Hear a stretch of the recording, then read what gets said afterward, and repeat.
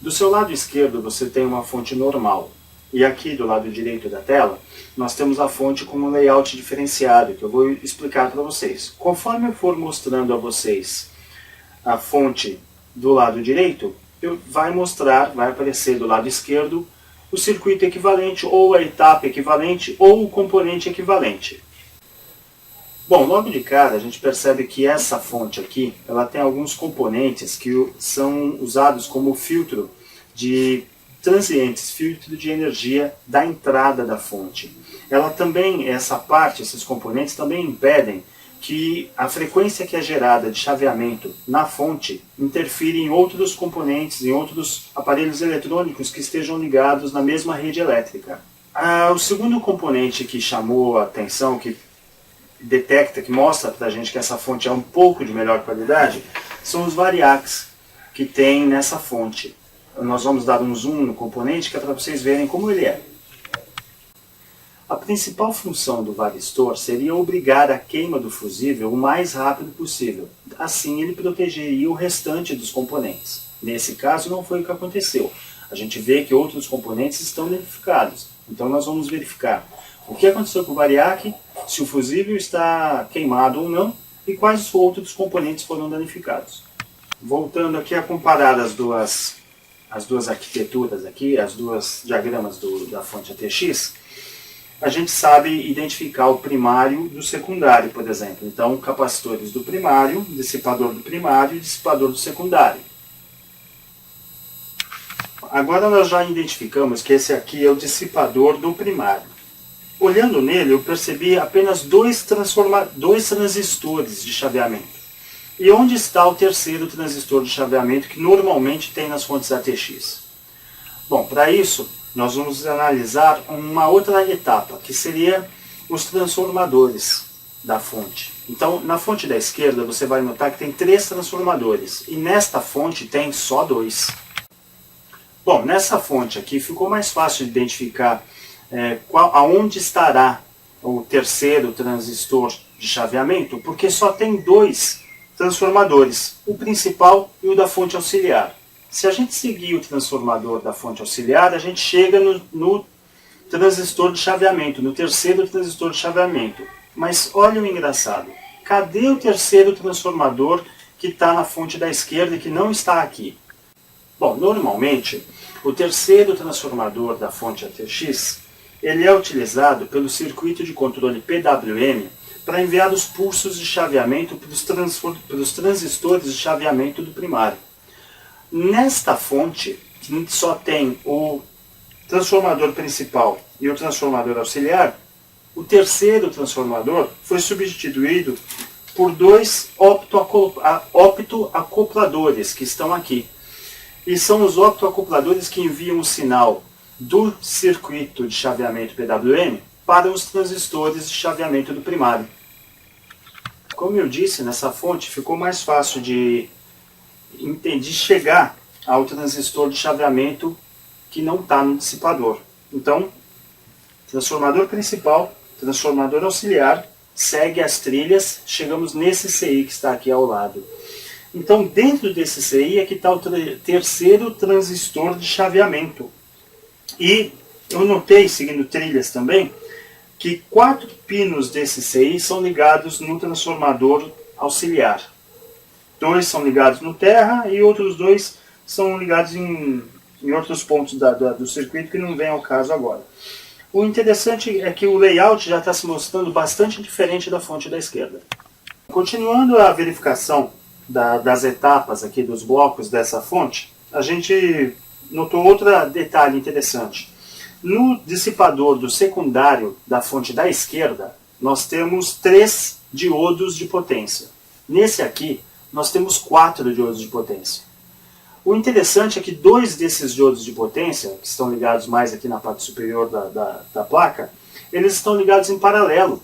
E isso permite uma maior corrente de saída. Então o que acontece? Logo a linha de 12 volts é onde está ligado esses 2 diodos em paralelo. O outro diodo é o de 5 volts e o outro diodo é de 3,3 volts. Então esta fonte permite uma saída na linha de 12 volts de maior corrente do que a fonte da esquerda.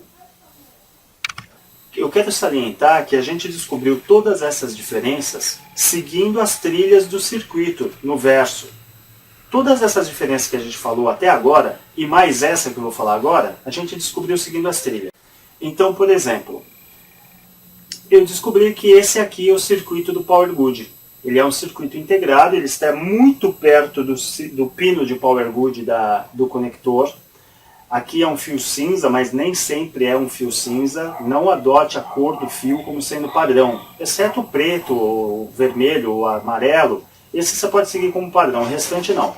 Então, seguindo as trilhas desse fio do Power Good, eu descobri que esse CI é o controlador do Power Good, é o que gera o Power Good. Ele gera isso baseado no 12 volts, no 3,3 e no 5 volts. Entra nesses pinos, seguindo as trilhas também, foi isso que eu descobri, que nessas trilhas entra 5 volts, 3,3 e 12 volts e sai o Power Good. Novamente, continuo verificando que o layout dessa placa é bem diferente da placa da esquerda. Então eu não estou enxergando o circuito controlador PWM na parte superior dessa fonte. Eu vou mostrar para vocês a parte inferior da fonte agora. E o interessante é que o circuito controlador do PWM ele está no primário da fonte. Eu vou tentar dar um zoom aqui agora. Viramos a placa aqui ao contrário e a gente nota, estou dando um zoom aqui, a gente nota que tem dois CIs. O normal é o CI do PWM, o circuito integrado controlador do PWM, ficar no secundário. O secundário é este lado aqui, é o que tem uma maior densidade aqui dos componentes. Só que aí eu fui seguindo as trilhas de novo e acabei descobrindo que o circuito controlador do PWM não está no secundário. Ele está aqui no primário. Nessa configuração, nesse layout de fonte ATX, o circuito controlador PWM fica no primário da fonte.